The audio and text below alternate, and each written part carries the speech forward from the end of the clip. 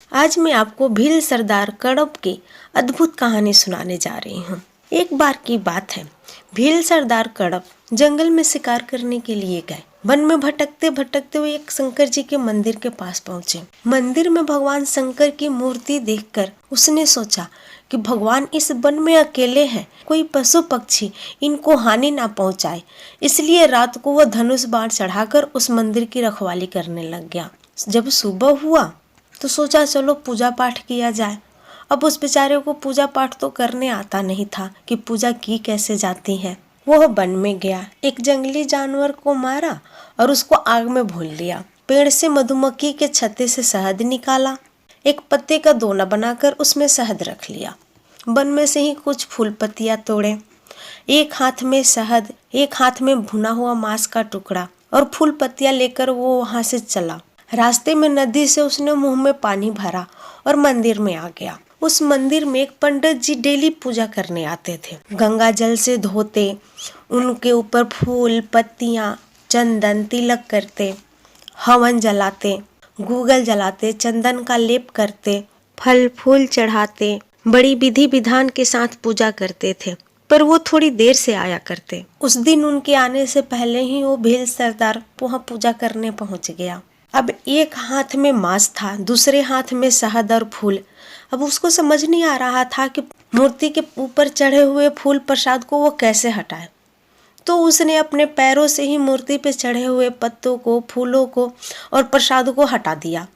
मुंह में लिए हुए पानी को शंकर जी के ऊपर डाल दिया और एक हाथ में जो शहद था उससे लेप किया, फूल पत्तियों को चढ़ाया और मांस का टुकड़ा रख करके और माथा टेक के वहां से चला गया। थोड़ी देर बाद पंडित जी आए। उन्होंने देखा कि वहाँ तो मांस का टुकड़ा रखा हुआ है।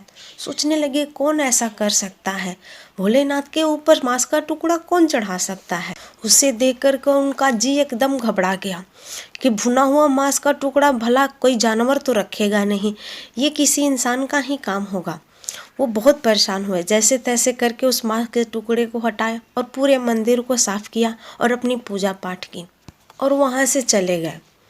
अब तो भील सरदार रोज शाम को वहां पहुंच जाता, रात भर वहां भोलेनाथ की पहरेदारी करता और सुबह एक जानवर को मारता, भूनता और वो शहद निकाल कर और रोज ऐसे ही पूजा करने लग जाता। अब रोज पंडित जी आते और देखते कि मांस का टुकड़ा चढ़ा हुआ है। वो बहुत ज्यादा परेशान होते। उन्होंने सोचा आज रुकता हूँ और देखता हूँ कि ये मांस का टुकड़ा चढ़ाता कौन है। उस दिन वो पूरे दिन वही मंदिर में बैठे रहे। शाम होने लगी थी, तभी उन्होंने देखा कि कोई आ रहा है तो वो छुप गए।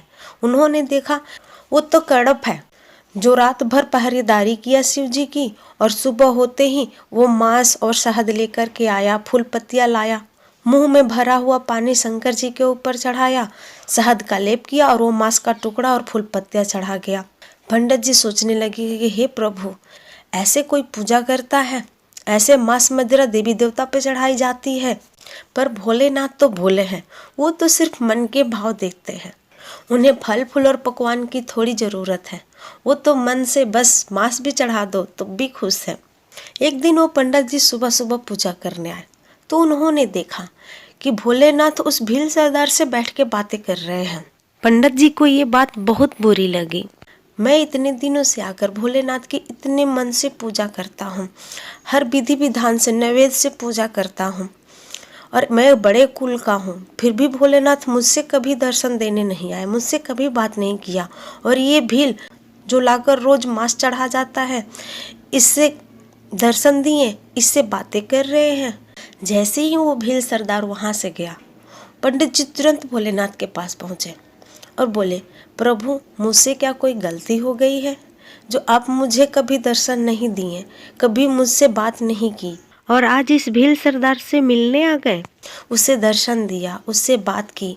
मैं तो बड़े कुल का हूँ, विधि विधान से आपकी पूजा करता हूँ। पर भोलेनाथ बिना कुछ बोले वहां से अंतर्ध्यान हो गए। रोज तो बस अब ऐसे ही सिलसिला चलता रहा। एक दिन की बात है, भील सरदार किसी वजह से रात को नहीं आ पाया।